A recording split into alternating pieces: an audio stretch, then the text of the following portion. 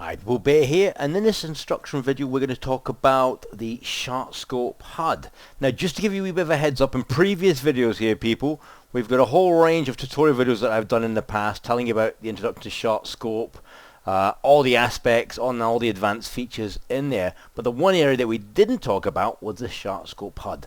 Now this is a very useful piece of software that I certainly would highly recommend. So all you need to do here is click on the first screen here, SharkScope HUD. I'm going to show you how to set this all up and how to use this to your significant advantage. So you get a little option here, download the HUD. So we're going to do this whilst we're chit-chatting just now. So we'll hit here, download. Screen will pop up here and obviously ask you to run, save, cancel. So very simple. We run and we wait for it to download. Doesn't take long. Once it's past that section, we just got this section here where we click next. Obviously we agree to the license agreement. And then we pick the folder, so mine's defaulted to the E drive. So we hit install, very quick. It's got the run SharkScope. We hit finish.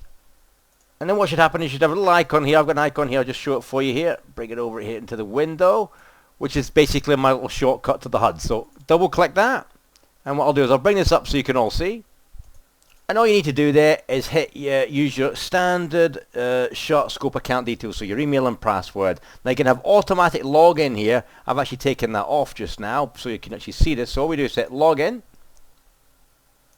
and up pops the options. Now this gives all the rooms that SharkScope's covered. So for example, if I click on 888 Poker, it's 888 Poker.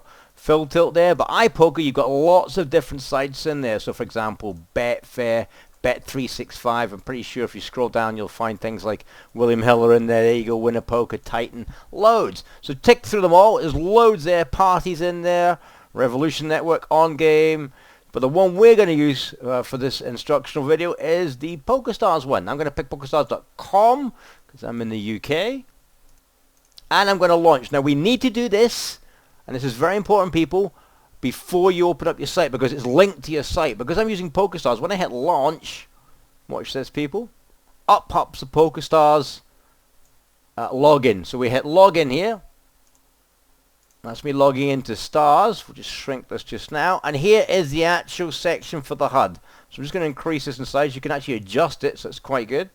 And what I'm going to do is I'm just going to select a tournament at random that's running just now. Let's have a look here. See, we got a big 109 there, and how many's left in that? Yeah, it could be quite interesting. Let's pick the big 109, shall we? 3 tables left. We'll pick the first one and scroll over here for you to see. There we go, peeps. Just put it up there, and there we go. There's the HUD populating on the table. Now I've got mine already preset to certain parameters, which I'm going to talk about in a second. But just quickly to show you this, okay? These little statistics here on the individuals, right, are movable around the table. So if you don't like it then you want it up here, you can do that, not a problem. It's very easy to move all this stuff around. So for example, you've got it here. Some people might want it below the name, above the icon, you know, the little avatar there. It's so easy to adjust where you want these little information boxes to go around the table. So we're going to run through these tabs pretty quickly here just to let you know how it all works. A lot of it's pretty simple, but obviously very useful. So for example, let's pick our Super Shark here. I'm a lucky sack. He's from Canada. I know of this individual. So here he is here. If I just click on his name here, it starts loading his statistics from the actual SharkScope site pretty quickly, as you can see. Now look at this graph. Tasty profit here. He's up near as damn it $500,000, very tasty, and that's the profit history on this individual. Okay, and the number of games. So a little chart there. If I want to look at the next one here, there's 3 drop-down boxes here. We've got profit by stake. And this one's actually quite a useful tool here to assess if a person is playing within their strength or out with their strength. So you can see how they do when the buy-ins go up and all the rest of it. Very handy, especially in sit and goes and high-level tournaments, as opposed to the shots, the cheaper ones, like $10 and all that sort of stuff. Next one down here, profit by entrance. And this really shows you where this individual's profit's being made. So for example, is he a sit and go fiend? Is he a heads-up specialist? Is he an MTT player? And at the bottom here, you can see here, profit by entrance, the numbers, and the total profit. So in our particular person's name here, I'm a lucky sack here. Look at the numbers here, 256. This is where he's getting a lot of money here, you know, on his ROI. So interesting stat. If I go back to the first one for you, for example, here, if I click on this graph, see how the hand pops up? Watch this. It jumps straight to the SharkScope, and it brings me the information on I'm a lucky sack, and I can actually run through all the data on this person. I can use the filters on here, go to the advanced search on the individual, get anything I want here on this individual if I want to drill down. So if this individual's playing at my table for a long period of time, I might want to see some stats on him. Obviously, we already know this guy's a super shark, so. But on somebody not so obvious as this, like this individual, this sort of information could be very powerful at the tables. So if we move on to the next stat here, move this over here, we'll go to overlays. This is basically what the HUD is made up of. Now, just to give you a wee idea of what I've done here, at the top here, I've got the player names abbreviated. So that's IMA. See, I'm a lucky sack, IMA. F Torres, F Toe there. Does that make sense? Next one I've got is ability rating. Very underrated. This works even on players who have not opted in, when they haven't got stats. So for example, look at this guy down here, Roma. I have got very little information. I've got his average buy in there, 21 bucks. I've got the number of events he's played, but that's about it. But this is where the ability rating comes in, because look, I've got 61 here. Now if you've referred to my previous videos, it talks all about that. Ooh, 6 spot here, aces versus kings. Sorry, couldn't help myself. Where it talks about that ability rating, and it explains how you can use that to your advantage, even on opt-out players. Then, as you can see here, I've got the data coming underneath here. That's just the new line. So you can have as many new lines as you want. You can have like 4 or 5 rows of data here, but obviously the key thing is don't clog up your tables with too much data. So I've got, just to sum up then, player name, ability, new line. Then I've got the count, another of those, the number of events they've played. I've got the average ROI, which is next. So for example, I'm a lucky sack, 24%. This particular person here, FTO 55, that's very nice, man. Profit, very simple, 85,000. This player's doing pretty well. I'm a lucky dog doing super well for $500,000 up there. Down here we've got Fish on Heat, 64k, who's getting a bit of action right now as we speak. And then we've got the average stake. It's a very useful piece of information. So for example, if I compare I'm a lucky up here, his average stake's 150. This individual down here is only 14 bucks. Okay, so he's won a lot of money at a low, with a low buy-in, but this skill set of this individual I'd rate a lot higher, and there's action going on in this hand as we speak. So this information lets you make informed decisions when you get into spots like this. Now just to show you, you can move stuff around here. So if I want to take stuff out here, like the average stake, I just click the left arrow and put it back in the pack, and I can scroll through all this information, take it in, take it out, move it up and down. See the up and down arrows here? I can move this stuff around if I want. It's really, really easy. Another very useful piece of information is this one here, ITM percentage. That's in the money percentage. And that works even for players that have not actually opted in. Pretty useful thing to know on PokerStars. At the bottom here, you've got things like show statistics, which is what you're looking at just now, but you've also got the icon. So if I click off that icon, for example, I'm a lucky sack here. It's a massive shark. Look, that shark icon there. If I take that off, it disappears. I click it in. Give it a second, it repopulates, and and obviously, if you look at my previous videos here for SharkScope, and you go to the icon section on the main site, it actually talks about the icon. So, for example, we've got fish icon for people that aren't very good, as we all know. But you can edit those icons as well. And for some sit-and-go fanatics, obviously out there, they'll have leaderboard icons, which again, you can find out more information on the previous videos I've done. Now, if you need to reset your HUD after doing lots of stuff, you can do that. Basically, it puts it back to its default position when you obviously loaded up SharkScope for the first time. But when you've done all this work, you don't really need to do that unless it goes belly up, which is very rare. You can just keep moving things in and around, play around with it. But the setup I've got there is pretty simple. Great thing is, this also works in conjunction with any other HUD. So, for example, say you're using Poker Tracker or Hold'em Manager, this works with it, no conflict whatsoever, which is great news.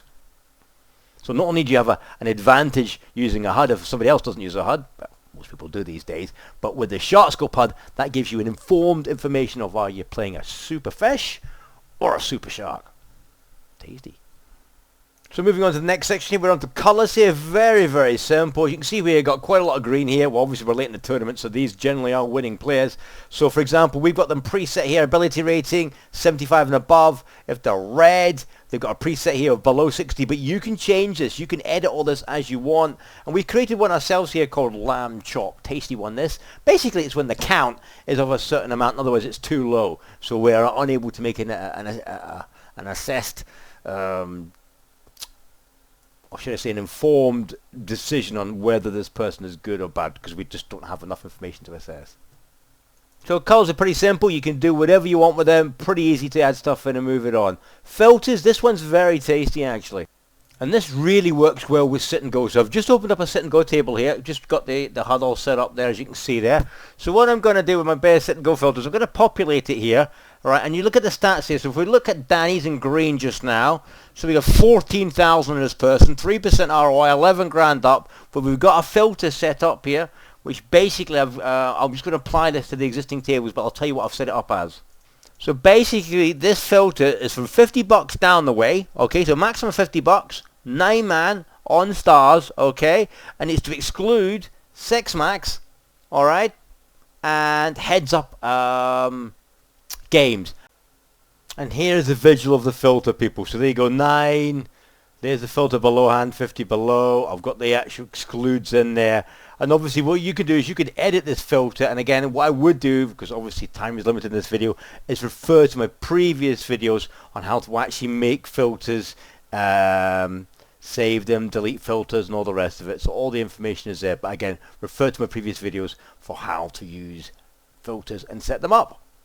And what I do is I've got it in here, I've selected it here because you can have a whole load of filters here and apply it to my existing table. So watch Dan's stats there when I apply. And suddenly it turns from green, there you go. And it makes a huge there. So for the 50 bucks and below, this guy hasn't made a lot of money here, okay? It's not his level of experience. He's played 3,000, he's down 500 bucks, average stake 27. So he's not done so well at the smaller ones. But if I reset it back to its original status, and remove it, then apply it to its existing filter, you can see here that profit overall is coming from other areas, so that's where we can drill down. And all you need to do there is click from filters to player graphs. Look at this guy here, Dan, remember, there he is there. We'll just refresh that. So here we go, Dan's profit by stake. We can see where he's made a lot of his money here. So he's up by 11k here. Look, here we go. ROI dropped slightly, but look, there's the staking level there. So that's where his big money is. And as he's buying, when he's had to be stabbed by other stuff, you can see here he's not done so well. Very useful bit of information there. And if we just go back to the filters here, just to show you this, people, when I go to overlays, I can actually use the filter. So I can actually add it in. So if I just bung it in here, filter used, I can actually add it to the overlay. So there's the filter. I've just applied it again for you. There's the overlay filter used. Look, there you go, bare filter. Really simple. Very effective when you're playing around with stuff and wanting to get information, especially at the sit and go table.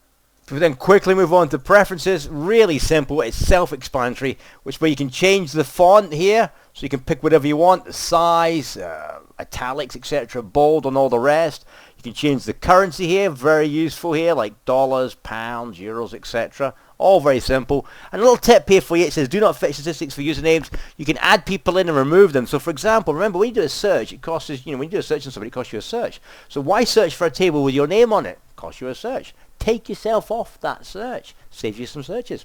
Useful stat for you. And a little note here, obviously it tells you about sharks and fishes, and player classes can be configured on the SharkScope website. Just click on that link there and it does that for you. Last location to bring up for you, preferred seat, very useful on stars, for example. So, I mean, you can do this for all the sites in question.